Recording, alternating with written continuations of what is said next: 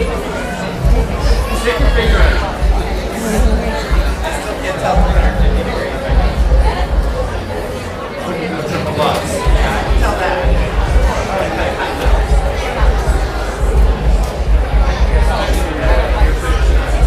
Ice skater, he's more than an Olympic gold medalist.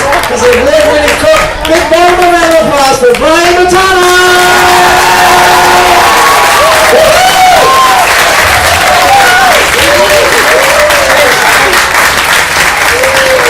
I'm so excited to be in Baltimore, and the best thing is that my niece just moved here, so I'm going to actually be spending more time and experiencing and trying to find out all the great restaurants and everything about Baltimore. So excited to be here. And the other thing I was excited about is I have my very first cookbook out. It's so cool. So it's basically filled with fun recipes, easily accessible ingredients. I lean toward the healthy, but as you'll see today, that I'm going to stray from that a little bit. Also, it has very few steps. My friends all had the veto power of all the recipes that went into the cookbook.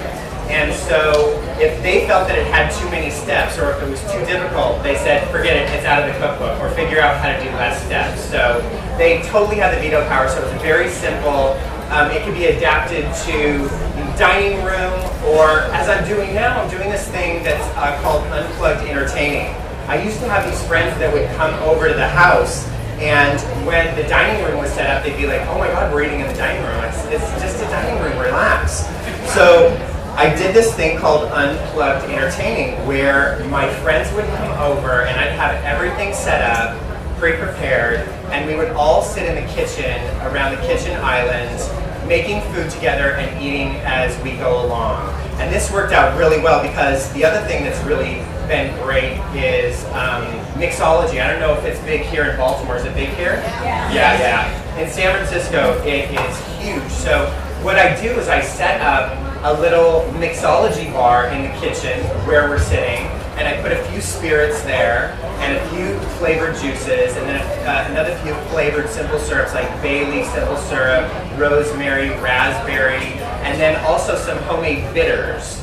So people can make their own concoctions, and then we have sort of a test at the end of the night. We vote for who made the best cocktail. So it's been really fun.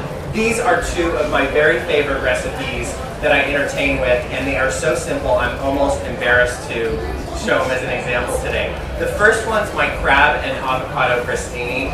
Now, whenever there's crab involved, people think it's like you spent hours on it. I don't know what it's about, but it's basically, so I start off with these little crostinis. So I brush them with a little olive oil, I put them on a baking rack in the oven, and I toast them for about, 10 minutes, something like that, until they're brown.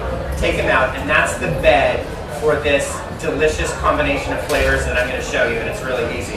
I have some minced shallot, I have some yellow peppers diced, and you can use red peppers, you can use green peppers. If you want to add a little spice, I sometimes put jalapenos in there. We have lump crab meat. Now it's important to use lump crab meat because if you get the claw crab meat, it's kind of stringy and it's not very attractive, and you just want to make sure that all your guests have a nice chunk of crab in every single bite you take. And then I have an avocado, and this dressing, I gotta show you how easy this is. So this is Meyer lemon juice. This is actually not Meyer lemon juice, but I use Meyer lemon juice. This is half juice of an orange and half juice of lemon. And that's how, if you don't have a Meyer lemon, that's how you sort of imitate Meyer lemon platter. You know how when you have a platter and you're serving at a party and people are eating it, and then all of a sudden you're serving it and they start sliding all over the place? What I do is I put a nice looking like linen napkin or something on the platter so that you don't have that sliding around.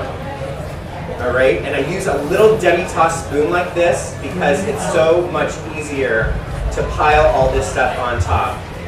The other thing that I really love about this is I love doing things in advance, and up until the avocado, you can do this the day before. You can combine all these different things, put it in the refrigerator covered with plastic wrap, and you can just leave it there until you're ready for your friends or whoever to come over, and then just cut up the avocado and then mix it up. And that's actually a sweet dessert in New Mexico.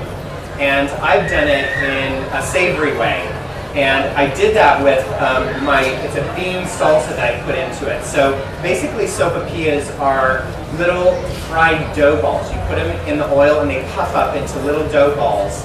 And it's the perfect vessel that I thought to stuff in really incredible flavors in this bean salad that I'm going to show you. So I basically have some rinsed black beans. Throw that in there. And I have some roasted chili peppers. Now, I use the hatch chili peppers. Have you ever heard of the hatch chili peppers? They're grown in a valley in New Mexico, and you can find them at most any grocery store, but if you can't, you can just find a regular roasted chili pepper that's diced up. It's all pre-diced. Throw in a clove of garlic. I have some seedless Roma tomatoes, so I've taken the Roma tomatoes and I've taken the seeds out. And the reason that I take the seeds out, because I don't want it too moist so that when it goes in the little dough vessel that it makes it soggy on the bottom. So I've seeded these. The other thing about this, I love using this as a side salad. I will do just this without the dough, and I'll do it as a little, side salad, serve it in a lettuce cup. It keeps in the refrigerator. Like I said, you can do this the day before as well, and it's just perfect. I'm going to use this avocado, the other half of the avocado that I use for the crab and avocado crostini. So up until this point, you can you can do this the day before. Gonna get the avocado in there. And then I have a little ancho chili powder. So, and this isn't very spicy. If you don't want it to be so spicy, and if you think it is spicy, because a lot of my family doesn't like spicy at all, so they can really taste the mildness of the ancho chili powder, you can just leave it out. It's not a big deal. I have lime juice, and I have some queso fresco. Do you guys like queso fresco? So it's a Mexican. The thing I love about it is I love the briny quality. It's a Mexican cheese, and it has it's not only salty, but it has like a vinegar flavor to it as well, and it crumbles so easily. It's it just crumbles, and it's really tasty, and it adds so much flavor to anything that you put it in. The other thing I like using, if you can't find queso fresco, you can use a cotija, which is another Mexican cheese. It's a little saltier, it's a little heavier, so I don't usually go to it, but if you like it really salty, you can do that. And you know what, if you can't find queso fresco, you can use feta cheese. It's really, really that versatile. I love to encourage people to sort of think outside the box, add whatever they want. You can use corn in this, grilled corn, you can use anything that you want. Jicama, I have a recipe in the book where I use jicama. And then I have just a little bit of cilantro. I know a lot of people do not like cilantro, and if you don't like cilantro, you can use parsley. It's not that big of a deal to switch it up. All right, you just mix this, and now it comes to the dough. So I'm gonna let this sit. The longer this sits, all the flavors, the ancho chili really comes out. It's really prevalent. So I do make this the day before I have a party because it's even better the second day. Can you guys see this at all? Yeah, good. All right, so I'm gonna just set that aside. Now, I have some canola oil heating up here, and I'm hoping it's about 350 degrees. I don't have a thermometer, so we're gonna see. And I've just, in a mixer, I just add some flour, baking powder, and salt. And I sift that into the bowl in the mixer, and then I mix it up a little bit. And then I add a little bit of shortening, about a quarter cup of shortening. It's the only time shortening appears in my book. I don't, it's like I said, I lean toward the healthy. So this is really the only time I use it. But you have to use it for this dough. And then what happens is that you mix it all together, forms like little pebbles. It looks like oatmeal. And then you add a little room temperature water. You change out the mixing to the mixing utensil here for a dough hook. And then you slowly add some room temperature water, and the dough hook forms it into a ball. Very simple. I'm serious. And then it comes out in a large ball like this. I let this rest for 5 minutes, cover it with a paper towel, and then I cut it into 4 sections like this. And then all you do is roll these out. So when you roll these out, see how easy this is? When you roll these out, you want to do it at about 1/4 of an inch thickness. The thinner they are, the more they're going to puff up. So if you keep them at, you know, 1/2 inch or something like that, they're not going to puff up as much. You're not going to ruin it. It's just not going to puff up as much. And you'll see, hopefully, if it puffs up, that it's like this really nice vessel that you pop a hole in it and then stuff all the bean dip down on the inside.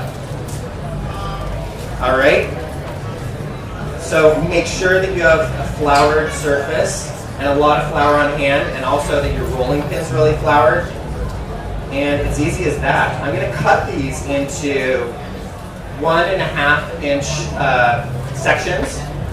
And I know in the cookbook it says 1.5 inch squares. It doesn't have to be squares. It really doesn't have to be squares. It can be any kind of shape. In fact, I really like when it's a completely different shape. So I just cut these like that. Can you guys see this? Like that.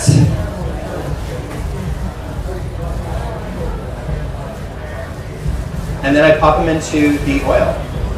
Keep your fingers crossed, guys. Right like that. Get this other one in there. And the other thing about this is, I know that I said I have a healthy option for a lot of things. I have a thing in the cookbook where you can do whole wheat pita chips, that you just do them similarly to how the crostini was. Brush the pita chips with a little olive oil, put them on a baking rack in the oven, and it's a really healthy option for this. So these are looking pretty good. I mean, they're puffing up pretty well. You don't want to overcrowd the pan, because if you do, you're going to end up with one huge dough ball. And then put chopped pistachio nuts on the top. So it really is versatile. You can use it as a dessert as well. So I love the versatility of it. See this one? See how this one's really puffed up? See, that's good. All right, I'm happy. I'm happy with that one.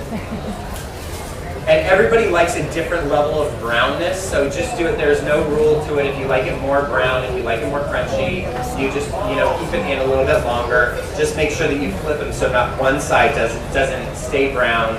It's both sides that get plenty of brownness. Okay? Because how can you go wrong with tuna and avocado and shallots? I mean, they're all great flavors, right? Right here, sir. In the purple, go Ravens. Can you use ground beef? Why would you want to? With the bean on the beans?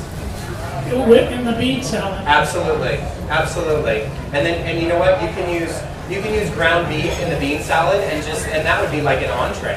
You know what I mean? If you want to just eat that for one night, serve it with a little starch on the side, and it's great. Or a little veggie. We've got a pretty little girl over here. How old were you when you started cooking? I thought she was going to ask me how old I am now. Whose kid is that? 29.